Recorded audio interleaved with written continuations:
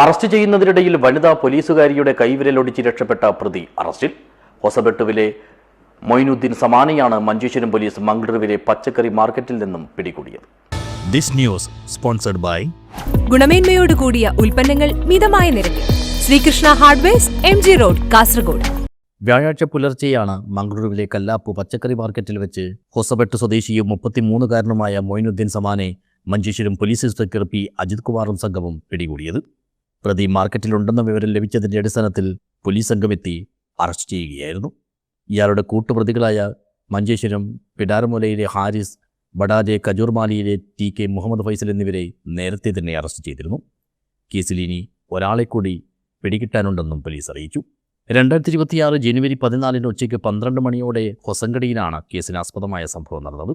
ഉള്ളാൾ താലൂക്കിലെ കൈരങ്കൽ സ്വദേശിയായ മുഹമ്മദ് ഹനീഫ്, പെൺസുഹൃത്ത് ദക്ഷിണ കന്നഡ നാട്ടക്കലിലെ ഇസ്രത്ത് എന്നിവരാണ് അക്രമത്തിന് ഇരയായത്.